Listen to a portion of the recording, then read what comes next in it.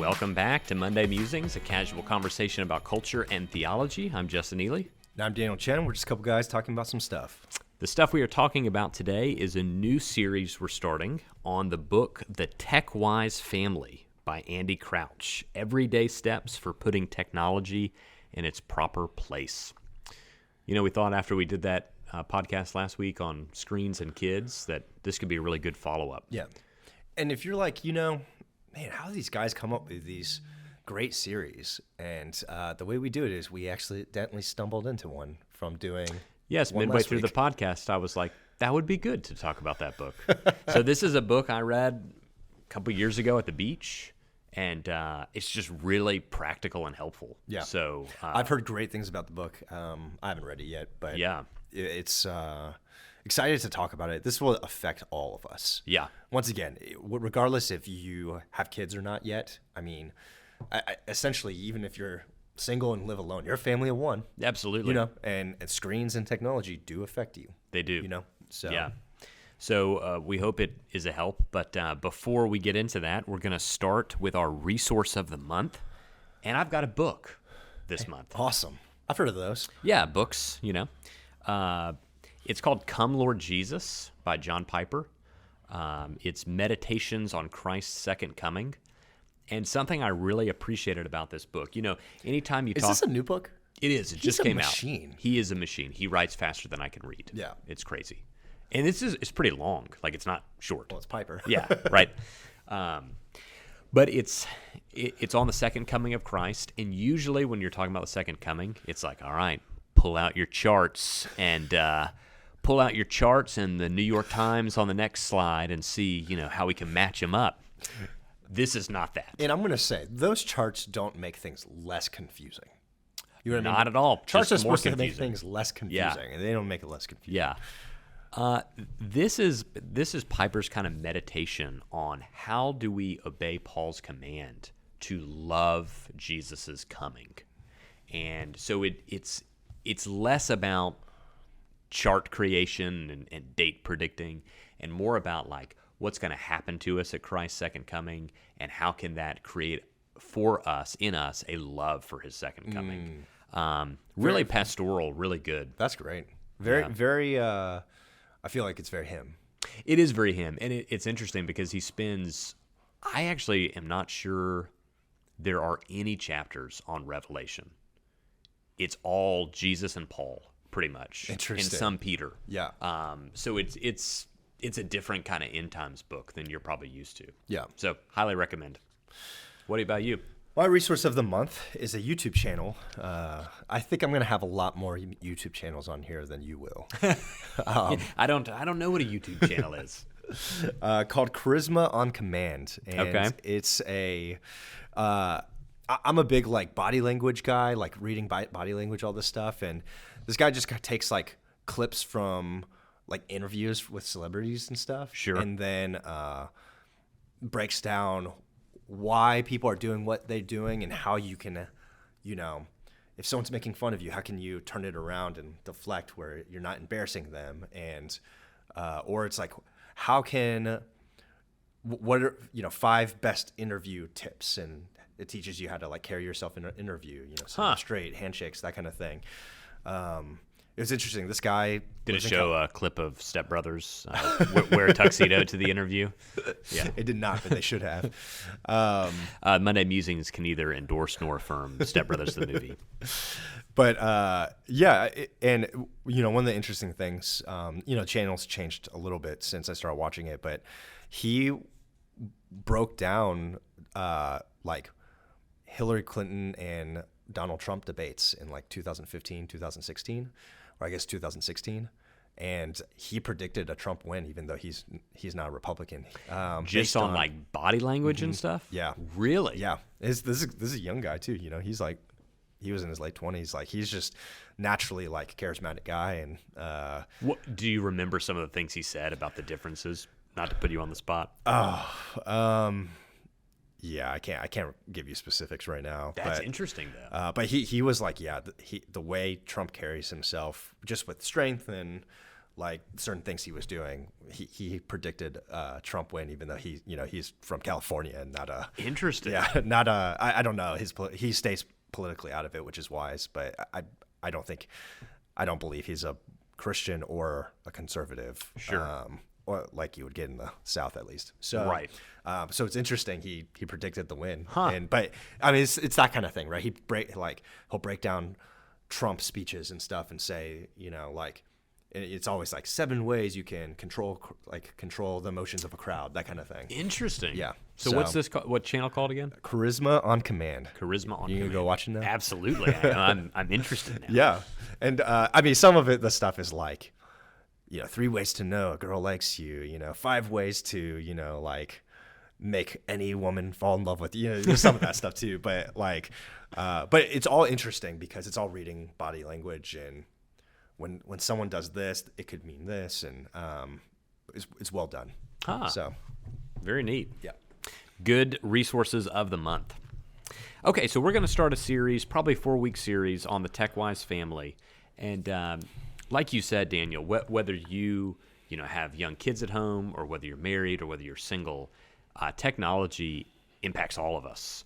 And technology is just continuing to increase at a faster and faster pace. Yeah. And so how to manage technology really is a spiritual issue. Yeah.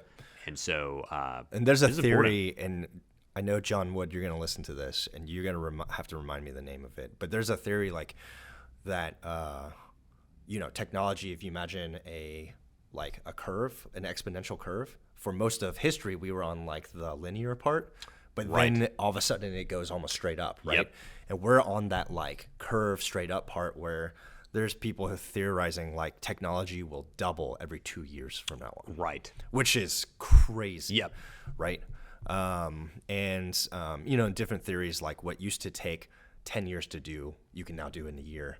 And then it keeps compounding like that. So 10 years from now, in 10 years, they can recreate everything done in the 2020s in 1 year in 2030s. That's crazy. Yeah. And so we're going to see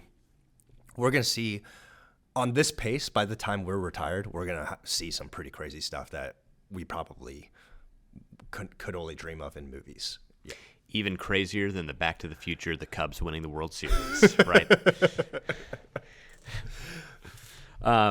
So in kind of this introduction week, we're going to talk through his preface and introduction, and kind of have 3 parts to the podcast today. He has some statements on technology in its proper place versus improper place that I want to discuss that I think will be interesting. Second, he has some statistics on why technology has made parenting harder that I think would be helpful to talk about. And then he essentially has 10 commitments of a TechWise family that he spends the rest of the book unpacking that I just want to preview.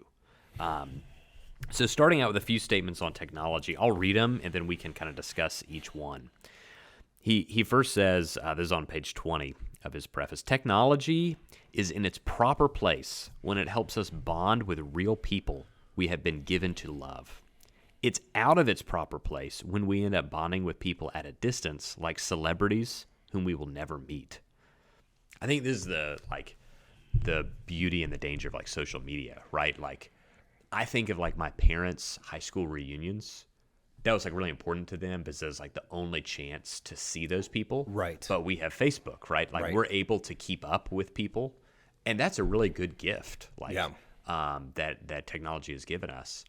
But you can also get sucked into the Twitter celebrity complex, right? Where you're trying to you're following controversies that have nothing to do with your life, yeah, and you're letting certain people that you're never going to meet either make you happy or really sad, yeah, and that's an out of place technology. Yeah, and I even along with that, interactions on social media make you feel like sometimes you're interacting with people, but you're not. Right. You know what I mean? It's not real. It's not real. Yeah, and I think it's caused a lot of depression and loneliness because you think you're connecting, but you're not. Yes. We read the book Leaders Eat Last, and one of the things that really stuck out to me about that book is that face-to-face interactions releases dopamine. Right. Whereas even if you're on Zoom, it doesn't. Right. And so there's something that God has created in us to be face to face in person. Yep. And social media can help Sure. connect you both when you're not in person and get you in person, but it can't be ever a replacement. Yeah. Yeah. Yeah. Second statement is technology is in its proper place when it starts great conversations. It is out of its proper place when it prevents us from talking with and listening to one another. Just think about like Twitter. Yeah. Well, it's like on the starting great conversations, you know, how many times have you shared a podcast like Monday Musings Right. and said, "Hey, this was really interesting. You should listen to it." And then you get to talk and it's a in-depth conversation about a topic. Yeah, for sure. Versus you sometimes go out to restaurants and you watch families and they're sitting in a booth and everyone's staring at their phone. Yeah. And that's the Texting each other. You're right. Hey, what are you going to order? Yeah. I was actually listening to a podcast about QR codes at restaurants. And some people's complaint on when you go to a restaurant and sit down in the booth, the phone should be away. But when you're forcing me to look at the menu through a QR code, you're forcing me to keep my phone out, which makes it more likely after I look at the menu, I'm going to jump on Twitter or Facebook or something. And it's crushing what should be an in-person environment. Yeah. And creating a digital space. And I just want to add, I don't know if this is like weird to say, but I'm like, when I go to a restaurant, I want a physical menu. Right. Like it's part of the experience for me. Yeah. Look at your menu, man. Yeah. Yeah. And I want it to be like a not a tiny menu. Give me like a big restaurant menu, and I can like look through it and feel like I'm at a restaurant. You know. Like you go to the Cheesecake Factory and here's like didn't our say 45-page menu. I don't want to read a book. Like, man, could you guys condense this a little bit? Maybe like, how do you have all this stuff? Right. Yeah. All right, next one. Technology is in its proper place when it helps us take care of the fragile bodies we inhabit. It is out of its proper place when it promises to help us escape the limits and vulnerabilities of those bodies altogether. Ooh, that's good.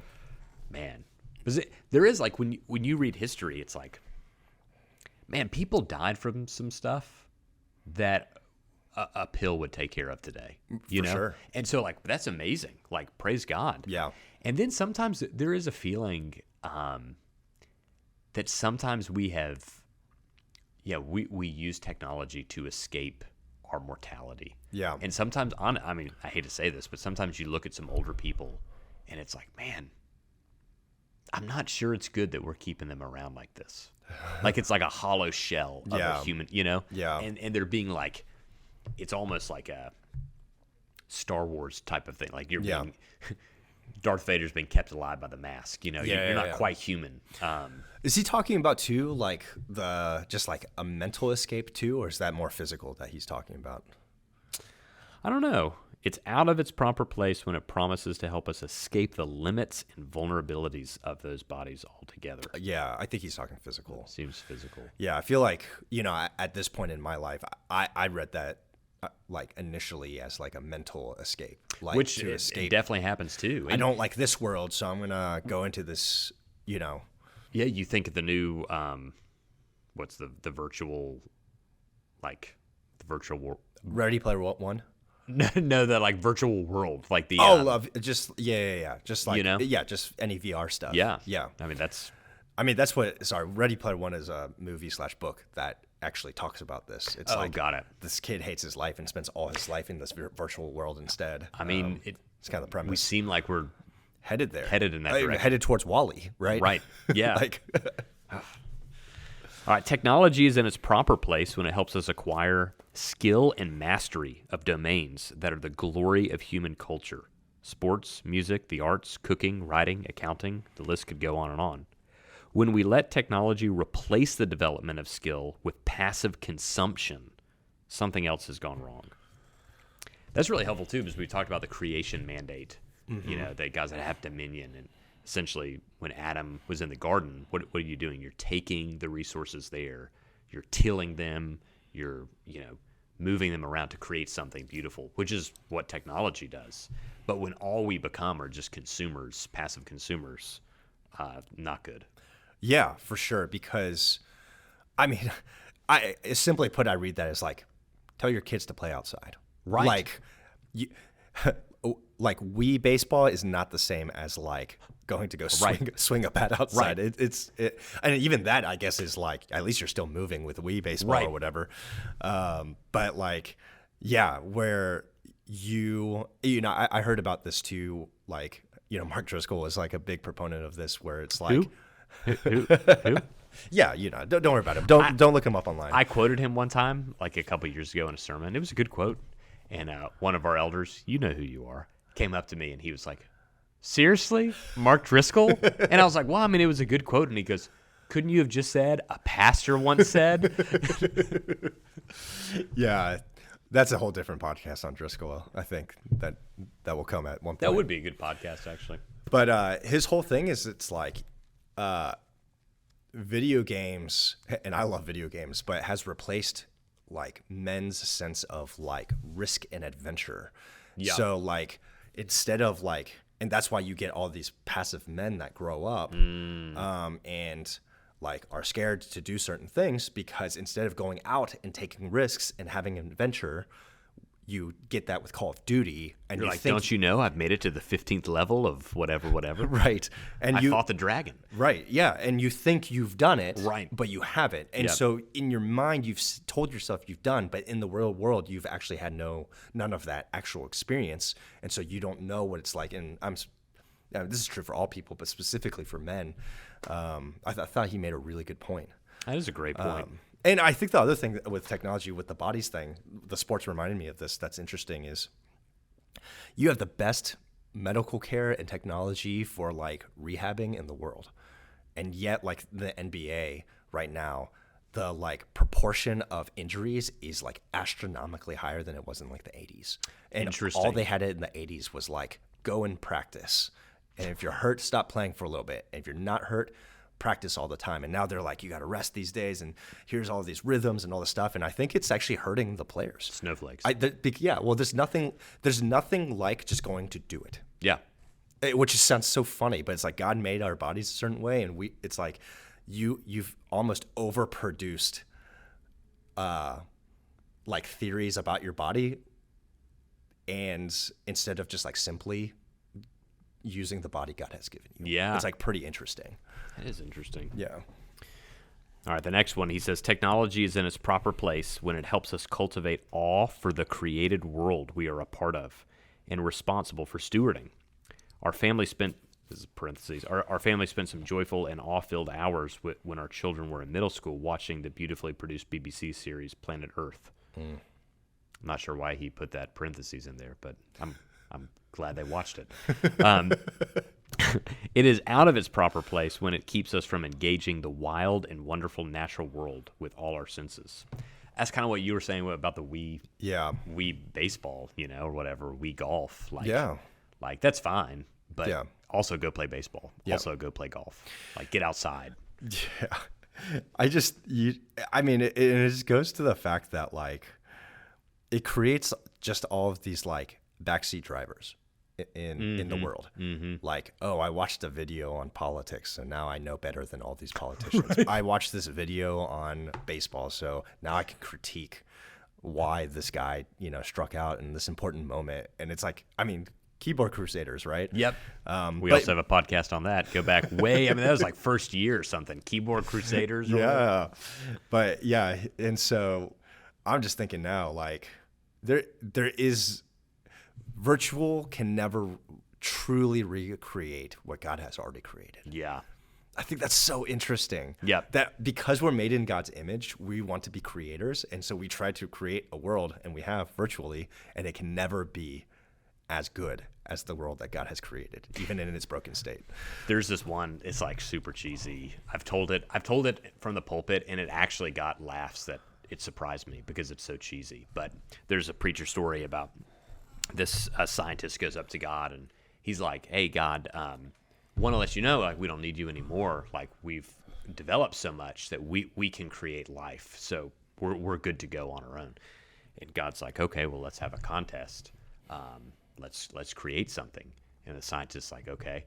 And the scientist reaches down to pick up some dirt, and God goes, whoa, get your own dirt, But it is a good reminder. Like, even like the best we can create is really just imitation of something much better that God has I don't done. think that's that cheesy. That's pretty good. It's I remember like, hearing it as a kid. Yeah, because I'm like, yeah, God created that dirt. Right. I think That's there's God's like dirt. there's like a deep truth there. Yeah. That if you really think about, There is. And the last one is technology is in its proper place only when we use it with intention and care. If there's one thing I've discovered about technology, it's that it doesn't stay in its proper place on its own. Much like my children's toys and stuffed creatures and minor treasures, it finds its way underfoot all over the house and all over our lives. If we aren't intentional and careful, we'll end up with a quite extraordinary mess. That's so true.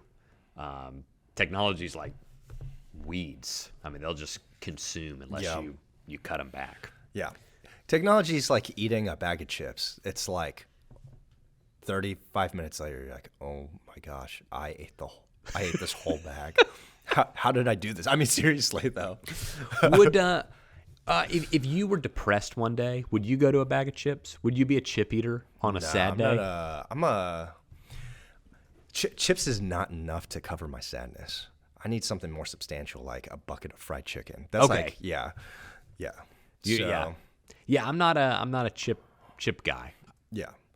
Well, yeah. So like, I do like, and this is something God's like revealed in my life that I've like realized. It's like food is like a comfort thing to me. Sure. So I'm not eating a bag of chips. I'll eat a whole pizza. Yeah, chips is minor play. Yeah. What if I was like, yeah, for me it's not chips, it's more bourbon. You'd be like, can we stop recording the podcast and have a talk? I'm like, well, you're not the only one in this world that's true for then. Yeah, so just to clarify for our listeners, Daniel's not going to the bag and I'm not going to the bottle to calm our troubled souls in difficult times. But so that's kind of his introduction on like why technology matters and what it is in its proper place. Then he's got some statistics that I think is interesting. They asked, and the thing about statistics is, I don't know. 60% of the time, they're right every time. Right. So I don't know the background of these, where these polls were done, but they asked if parents thought raising kids today was more complicated than when they were kids. By the way, what year was this book written? This book, it is copyright 2017. Oh, so pretty very, recent. very recent. Yeah. Okay. 44% strongly agreed that raising kids is more complicated today than it was when they were kids. 34% said somewhat agree.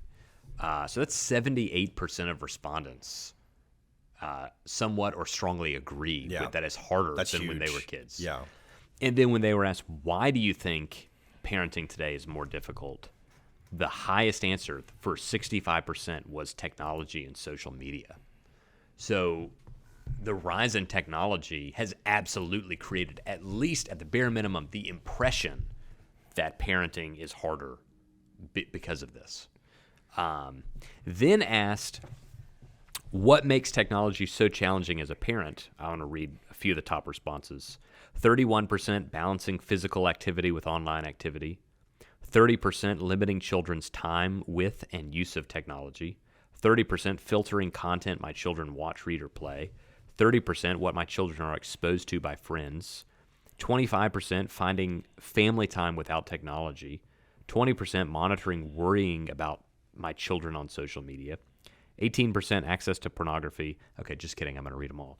15% keeping up to date with what tech or social media. That pornography number for parents concerned is only 18%. Yeah, that's pretty surprising. I mean, it should be 100%. Yeah. I'm just letting you know right now, like parents listening, lock down the technology. Yeah. So anyways, go ahead. No, that's a good call out. 15% keeping up to date with what tech or social media my children are using. 15% modeling how to use tech well for my children. 14% online bullying or pressure on my children.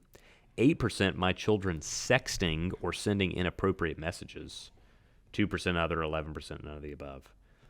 Yeah, those are all really challenging things. I mean, when Yeah. you look at like technology has created a very connected world and then a very dangerous world too. And that makes it really complicated as a parent to figure that out. I mean, those are not things my grandparents had to worry about with my parents. Yeah. If you think about just take the pornography thing, like a couple generations ago, you had to show up at like a dirty gas station. You had to go to the magazine section. You had to buy the magazine behind the cover or whatever. Yeah. Go to the front, look the guy in the eye, purchase it. I mean, those were all the steps you had to go through to get to pornography. Yeah. And, And then you had to hide it somewhere. You right. had to, yeah. Now it's a click away in your own household. So the like forces of shame in a good way, I'd almost say that might have prevented children in the past from going through with it aren't there. Right. It's so accessible. So I think it's just hard with technology because you just don't know what you don't know. Mm-hmm. You know what I mean? Mm-hmm. Like, even growing up, like, we just knew so much more about computers than my parents, just naturally from growing up with it, you know? right. Although, fun fact, did you know the first, like, essay I ever typed in first grade was on a typewriter? Really? We didn't have a computer or printer yet. Wow. Yeah, we didn't get a computer until I was in second grade.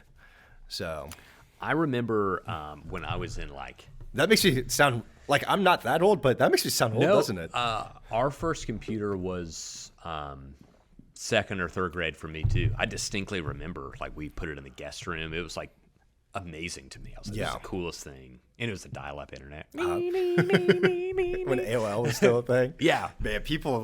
Man, people will never know. I say people. Kids will never know these days. Kids these days. Will never know when you're like in middle school and you want to chat with your friend or that girl and your brother is using dial-up internet and it's one or the other. Right. You only had the phone line for the phone or the internet and it couldn't be both. Unless you were wealthy and you had two phone lines. Oh, that's true. Right. Yeah. But even at the beginning, people didn't know. Right. You know?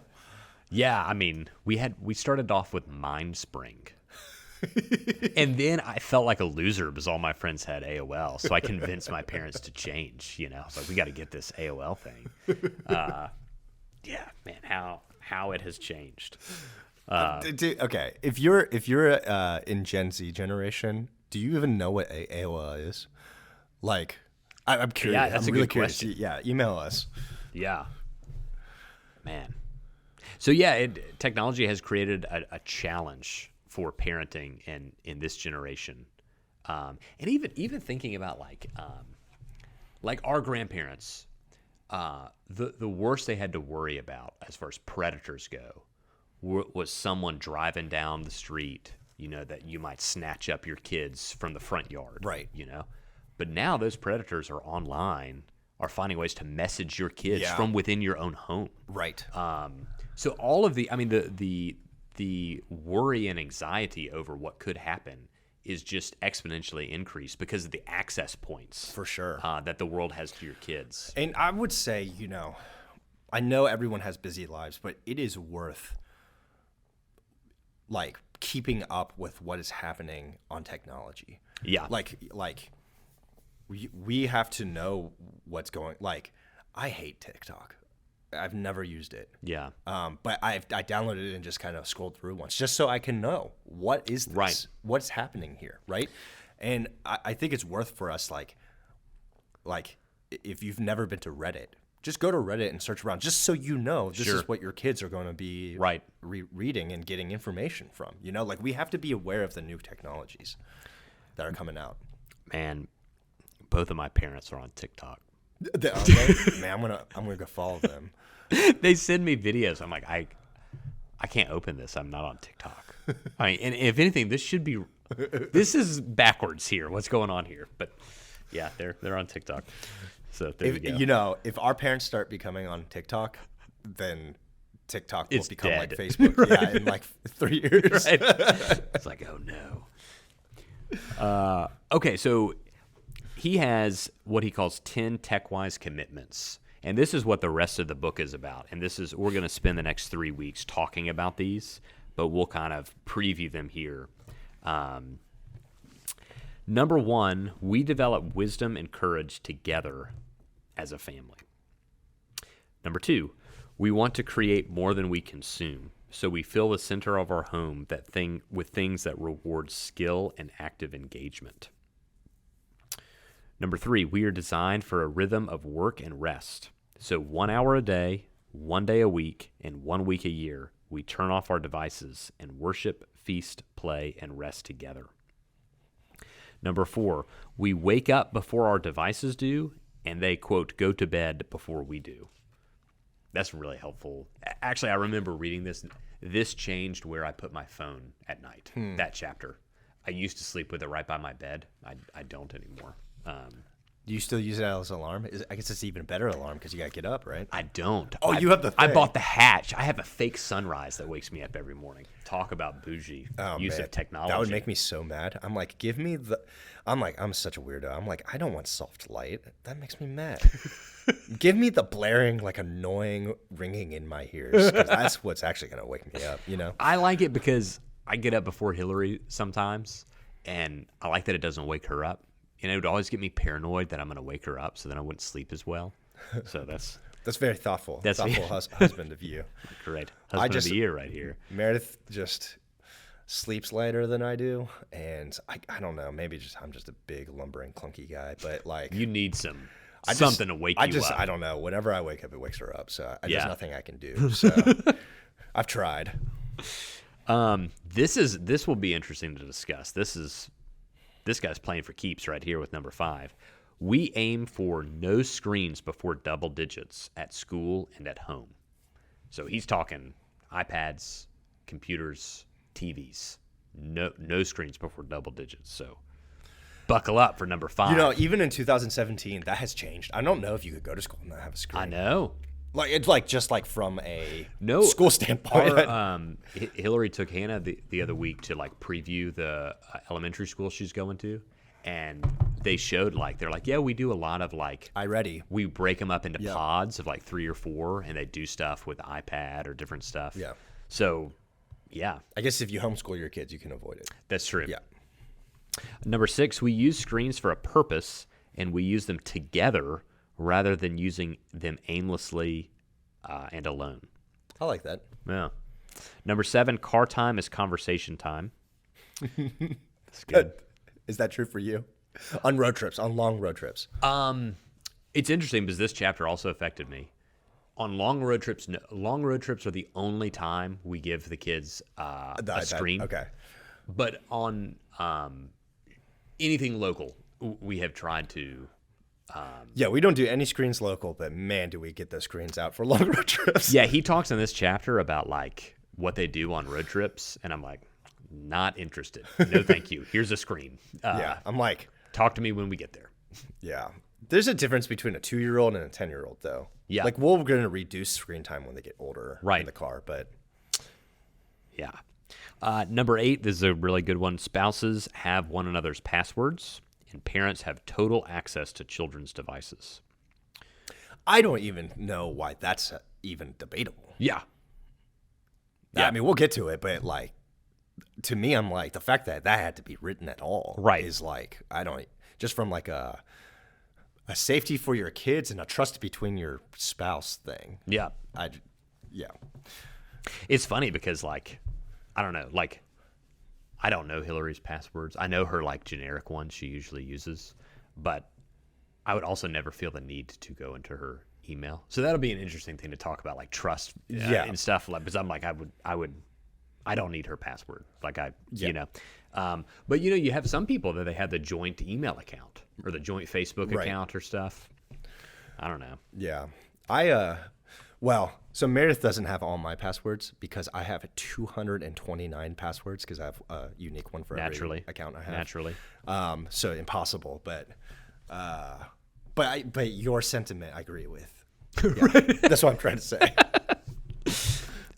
Number 9, we learn to sing together rather than letting recorded and amplified music take over our lives and worship.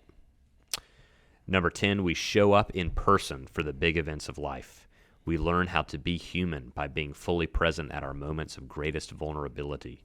We hope to die in one another's arms. So those are the 10 things we're going to talk about over the next 3 weeks, and hopefully we'll all be a little more tech-wise afterwards. Yeah. Yeah, something to think about as we go forward. And it's a good reminder. Yeah. Yeah. So thanks for listening to us for this introduction. If this has been a helpful podcast to you, we'd love it if you'd like or subscribe and share it with your friends. But we'll be back next week talking about the TechWise family. We'll talk to you then.